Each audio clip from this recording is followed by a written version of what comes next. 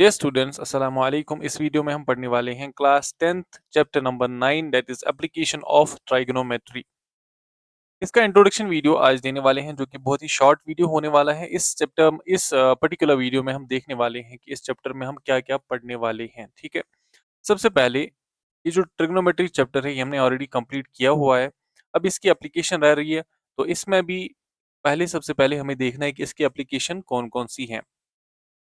अगर हम ट्राइगोनोमेट्री की एप्लीकेशंस की बात करें तो इसकी एप्लीकेशंस बहुत सारी है। अब मैंने कुछ यहाँ पे लिखी हुई हैं, इसके बगैर भी इसकी बहुत सारी एप्लीकेशंस हैं।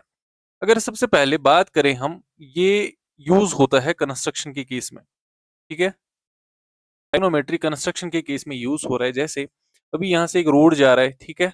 और सामने एक पहाड़ आ रहा है और हमें ये चेक करना है कि इस पहाड़ की हाइट कितनी है, किस हिसाब से इसके ऊपर से जो है रोड ले जाना है। अगर टनलिंग करनी है तो कैसे करेंगे? तो उसके लिए जो है ट्राइगोनोमेट्री यूज़ होती है। डिफरेंट इंस्ट्रूमेंट्स में भी इसकी एप्लीकेशन है जो कि इंजीनियरिंग में यूज़ होते हैं। इसके बाद नेविगेशन पर्पसेस के लिए भी ट्राइगोनोमेट्री का यूज़ है। नेविगेशन रास्ता देखना होगा, ठीक है? तो उसके लिए भी ट्राइगोनोमेट्री यूज़ होती है। एस्ट्रोनॉमी में ट्राइगोनोमेट्री का बहुत यूज़ है कि हम इससे देखते हैं position of celestial bodies. Astronomy में सेलेस्टियल बॉडीज़ की पोजीशन देखते हैं हम। और ऐसे मेजरिंग हाइट्स हाइट्स मेजर करने के लिए तो एक्चुअली असल में ये जो पोर्शन है ना ये वाला हमें इसमें पढ़ना है। हाइट्स मेजर करने के लिए भी ये यूज होता है। तो चलिए मैं आपको कुछ यहाँ पे क्वेश्चन समझाता हूँ, इस हिसाब से क्वेश्चंस आते हैं। और उससे पहले मैं आपको ये समझाऊंगा कि कुछ पर्टिकुलर पॉइंट्स हमें समझाना है। देखो, ये एक राइट एंगल ट्रायंगल है और इसका ये एंगल 90 डिग्री के बराबर है, ठीक है? अब इसमें आपको पर्टिकुलरली आएगा कि यहाँ पे एक बंदा है, ठीक है ना? ये बंदा बैठा हुआ है यहाँ पे और ये बिल्डिंग है। मैं आपको समझाने लगा हूँ ऐसे। ये यहाँ पे बिल्डिंग है और ये यहाँ पे एक पर्सन है जो कि ऊपर देख रहा है। अब क्या हो रहा है? ये बिल्डिंग से कितना दूर है? सपोज ये आपको गिवन होगा कि ये 10 मीटर 20 मीटर दूर होगा, तो 10 मीटर दूर है। और यहाँ से ये ऊपर की तरफ देख रहा है, जो एंगल से ये ऊपर देख रहा है या ये जो लाइन बन रही है इसकी, तो इसे हम बोलते हैं लाइन ऑफ साइट, ठीक है? और ये जो यहाँ पे एंगल बन रहा है ऊपर की तरफ, इसे हम बोलते हैं angle of elevation. Angle of elevation, ठीक है? अब ये ऊपर की तरफ देख रहा है, इसका एंगल भी कुछ यहाँ पे बन रहा है। सपोज ये 45 डिग्री से ऊपर देख रहा है, ठीक है ना?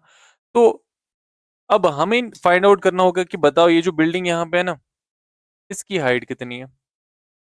तो अगर हम इस क्वेश्चन को करेंगे, देखो कैसे करेंगे।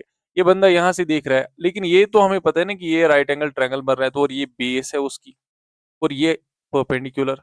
अब मुझे बोलो perpendicular divided by base. Perpendicular divided by base किसके बराबर होता है? tan थीटा के बराबर होता है ना? तो परपेंडिकुलर नहीं पता है ना, फाइंड आउट करना है। डिवाइडेड बाय बेस कितनी है? 10 है। तो tan थीटा के बदले tan 45 लिखेंगे अभी यहाँ पे। तो सिंपल सी बात है, p किसके बराबर, p डिवाइडेड बाय 10 किसके बराबर आएगा? tan 45 1 के बराबर होता है, जो कि हमने ऑलरेडी पढ़ा हुआ है, ठीक है ना? तो p कितना आएगा? ये 10 इधर जाके मल्टीप्लाई हो जाएगा, p 10 के बराबर आएगा। दैट मीन्स बिल्डिंग की हाइट भी 10 मीटर ही है, ठीक है ना? इस टाइप के क्वेश्चंस हमें देखने को मिलते हैं इस पर्टिकुलर चैप्टर में। और एक क्वेश्चन देखते हैं, देखो। अब अगर एक बंदा यहाँ से, ये बिल्डिंग एक है, ठीक है? और ये बिल्डिंग से नीचे की तरफ देख रहा है, यहाँ से नीचे की तरफ देख रहा है, ठीक है? तो जो नीचे की तरफ एंगल बनेगा ये भी थीटा होगा, ठीक है? लेकिन इसको हम बोलेंगे एंगल ऑफ डिप्रेशन।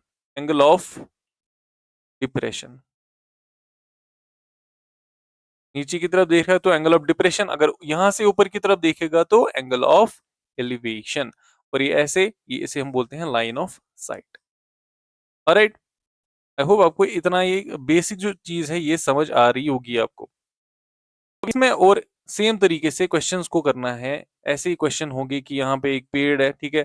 इतनी दूरी पे कोई बंदा बैठा हुआ है, तो आपको देख बताना है कि ये जो पेड़ है कितना, ये कितनी हाइट पे, ठीक है? इसकी हाइट कितनी है? या ऐसे एट द सेम टाइम अगर ऐसे भी होगा, एक बिल्डिंग है यहाँ पे, दूसरी बिल्डिंग है यहाँ पे, ठीक है? और इनके बीच की कुछ डिस्टेंस, एक बंदा यहाँ पे देख रहा है और एक इधर, पहले उसने इधर की तरफ देखा इस बिल्डिंग की तरफ, फिर बाद में इस बिल्डिंग की तरफ देखा। सामने एंगल गिवन होगा कि इसने देखा इधर, जैसे एंगल ऑफ एलिवेशन जो इसका था 40 डिग्री 45 डिग्री था और इधर जाके इसका 60 डिग्री हो गया। तो फिर कुछ गिवन होगा, ये पूरा गिवन होगा, हमें फाइंड आउट करना होगा इस बिल्डिंग की हाइट या इस बिल्डिंग की हाइट, वट ऐसे ही क्वेश्चंस आपको मिलने वाले हैं इस पर्टिकुलर चैप्टर में, ठीक है ना। बहुत ही ज्यादा इजी होने वाला है ये चैप्टर, ठीक है। आई होप आप इसको एंजॉय करोगे। इसके जो वीडियोस आएंगे वो एक एक क्वेश्चन मैं आपको अलग अलग से समझाऊंगा, उससे ज्यादा बेहतर वो याद रहता है। बहुत सारे क्वेश्चंस भी हम कर सकते थे बट वो ज़्यादा आई थिंक ज़्यादा फ़ायदेमंद नहीं होता है और उससे इंसान बोर हो जाता है, ठीक है। तो अभी तक मैंने आपको जो चीज़ें बोली इसमें वो आपको याद रखनी है। सबसे पहले एंगल ऑफ एलिवेशन क्या होता है, एंगल ऑफ एलिवेशन। दूसरा angle of depression, angle of depression, ठीक है ना। एंगल ऑफ एलिवेशन नीचे से जब ऊपर देखेगा, डिप्रेशन एंगल ऑफ डिप्रेशन ऊपर से जब नीचे देखा गया, ठीक है। और तीसरा हम यहाँ पे हमने line of site, line of site क्या होती है, ठीक है। अगर ये यहाँ पे ट्रायंगल है, एक बंदा यहाँ से ऊपर की तरफ देख रहा है, तो ये जो लाइन बन रही है ना, ये लाइन ऑफ साइट है, ठीक है। अप टू द ऑब्जेक्ट, जिस ऑब्जेक्ट की तरफ देख रहा है फ्रॉम द पर्सन, ये जो डिस्टेंस है इसको हम बोलते हैं ओवरऑल, इस लाइन को लाइन ऑफ साइट बोलते हैं, ठीक है। टारगेट तक जो लाइन जाती होगी। और यहाँ पे ये तो आपको पता ही है, थीटा जो है ये एंगल है आपका, ये तो आपको पता है, ठीक है। और ये आपकी हॉरिजेंटल और ये हॉरिजॉन्टल लेवल है, ठीक है। जिस लेवल पे ग्राउंड लेवल आप बोल सकते हो, ग्राउंड लेवल है ये। तो इसके जो क्वेश्चंस हैं वो हम आगे करेंगे, ठीक है। फिलहाल वीडियो में इतना कुछ था नहीं और बेसिक सी चीज़ थी, इसमें ये किस कहाँ कहाँ पे यूज़ होता है एप्लीकेशंस ऑफ ट्रिग्नोमेट्री में। तो ये मैंने आपको बोला, एस्ट्रोनॉमी में यूज़ होता है, कंस्ट्रक्शन में यूज़ होता है, आर्किटेक्चर में भी ये यूज़ होता है। अब तो मैं ये बताऊँ, आर्कियोलॉजी में भी इसका एक है ऐसा, ओशनोग्राफी, हाँ तो मैं ओशनोग्राफी में भी इसका एक यूज़ है। सीज़मोलॉजी जैसे अर्थक्वेक मेजरमेंट के लिए वगैरह उसमें भी इसका यूज़ है। तो ट्रिग्नोमेट्री का बहुत ज़्यादा यूज़ है। मैप मेकिंग में इसका यूज़ होता है, ये भी एक पॉइंट है कि मैप मेकिंग, मैप बनाने के टाइम पे ये यूज़ होता है। सर्वेइंग में, सर्वेइंग सर्वेइंग तो बहुत ही इंपॉर्टेंट है। सर्वेइंग में बहुत ही ज़्यादा यूज़ है किसका, ट्राइगोनोमेट्री का, ठीक है ना।